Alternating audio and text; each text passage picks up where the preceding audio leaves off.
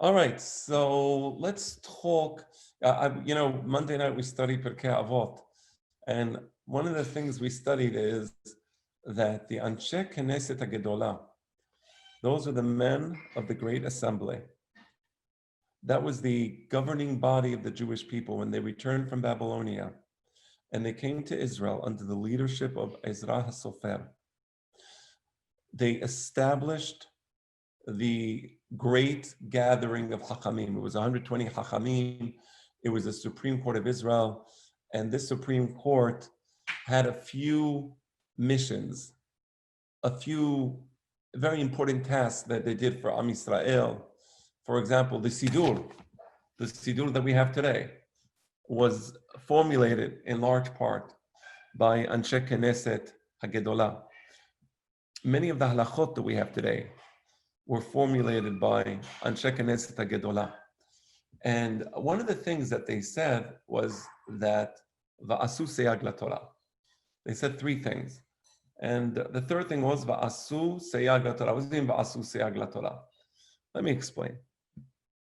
Moshe Rabbeinu, when he came down from Har Sinai, and he came to the Jewish people, and he taught them the Torah over the course of the 40 years in the desert.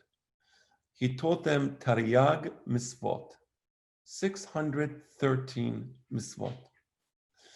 And the Torah requires the Chachamim to make a seyag. What is a seyag? A person has a beautiful vineyard. The vineyard can be ruined by robbers. Robbers can come into the vineyard and they can rob grapes.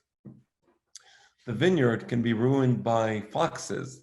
Foxes can come in and they can start eating some of the grapes. So it says, what is a seyag? A seyag is a fence. A fence. So you place a fence around your vineyard to protect it. So Anshe Knesset HaGedolah said, one of our jobs is to place a fence around the mitzvot of the Torah. So we have many mitzvot de'oraita, but we also have mitzvot de'rabbanan. And these mitzvot de'rabbanan, they come to place a fence around the mitzvot de'oraita. I'll give you an example. Today, we have electricity. Back then, there was no electricity. If a person needed light at night, they would have to light a candle. Now, the way the candle was designed was that there was a wick on one side, and you may have seen these candles if you visited Israel. There's oil, you put inside oil, and there's the wick. And when the level of the oil begins to go down, you tilt the candle over so that more oil goes towards the wick, and so that the light doesn't go out. Hachamim asked the following question: may a person use a candle on Shabbat to read? And the answer is sure, why not? There's no isur. It's 100% permissible. If the candle is lit before Shabbat, and now it's Shabbat, from the point of view of the Torah, you may, in fact, use that candle on Shabbat. Chachamim, they came and they made a fence. Va'asu seyag laTorah. What was the fence they made? They say it's true that you may indeed read from a candle on Shabbat, but they were concerned because the way it worked was when people would have the candle next to them, they would be engrossed in the reading and they would naturally have one hand on the candle and they would tilt it over habitually.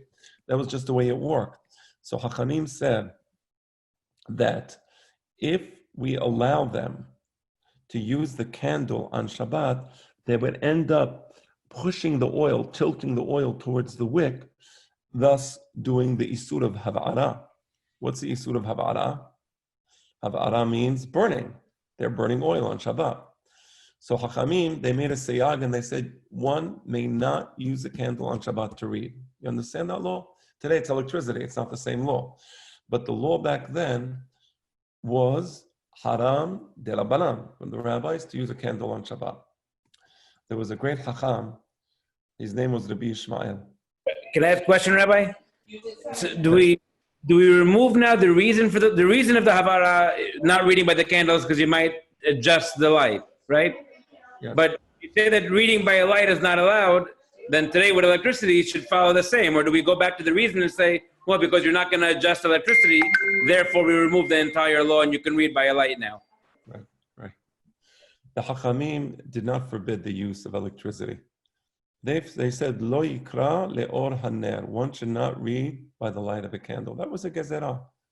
We don't need to extend the gezerah of the Hachamim, right? There's no point. So today, if a person is by a light, it's 100% allowed. There's no isur to read by a light because that is not the gezerah of the Hachamim.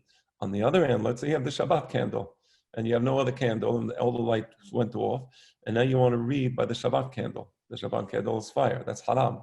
Because they said, Lo yikra leor haner.